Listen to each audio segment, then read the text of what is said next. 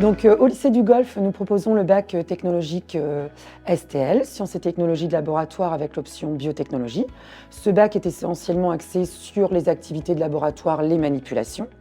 Alors, comment on fait pour arriver chez nous? En fait, l'élève, suite à une seconde générale et technologique, pourra choisir 3 spécialités. Donc, en spécialité, nous avons la biochimie, biologie, la biotechnologie et la PCM. PCM, physique, chimie, maths. Et en plus, on travaille en effectif réduit. Donc, ce qui est quand même beaucoup plus intéressant pour les élèves. Donc à la fin du cursus, l'élève pourra choisir soit de poursuivre des études en filière courte, c'est-à-dire bac+2, bac+3, avec comme exemple le DTS imagerie médicale, le BUT génie biologique, le BTS diététique, ou alors il pourra choisir de poursuivre ses études en cursus universitaire, ou même voir un cycle d'ingénieur pour les meilleurs élèves et pour les élèves qui sont vraiment motivés. Donc nous avons décidé d'intégrer cette année un projet pour faire le lien école-monde du travail. Ce projet est en collaboration avec GRDF et donc nous allons travailler sur la valorisation des déchets et la biométhanisation.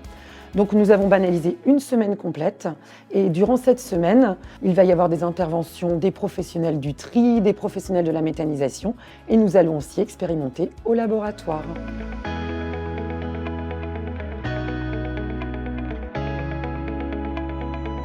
GRDF, gestionnaire du réseau gaz naturel, est un acteur engagé dans la démarche environnementale vers la décarbonation.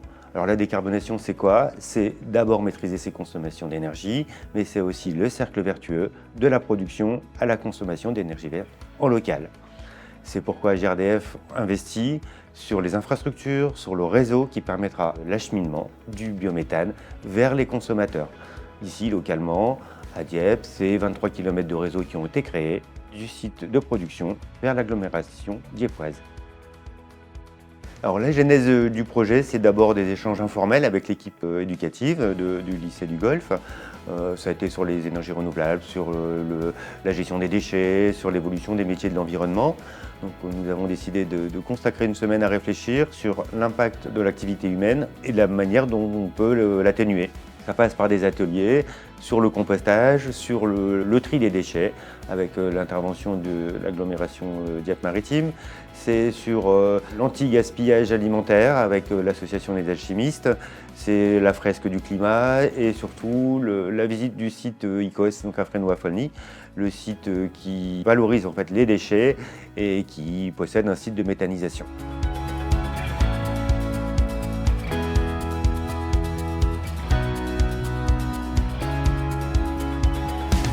Dieppe-Maritime, elle sera toujours à côté des acteurs, elle sera toujours à côté des collèges, des lycées, des particuliers pour mettre en place des politiques de prévention des déchets. Elle sera toujours là pour effectivement travailler sur la question des filières de valorisation des déchets, notamment la question des biodéchets. C'est toujours un plaisir pour moi, je suis un ancien enseignant et c'est toujours un plaisir pour moi de revenir dans une salle de classe. Les élèves, d'abord ils sont réceptifs, moi je crois, sur cette question-là. Ça marque aussi peut-être une vraie recherche effectivement de solutions par rapport à la question des questions environnementales qui se posent à nous et qui se posent à tous. Et donc ouais, des élèves curieux, motivés et impliqués sur ces sujets-là.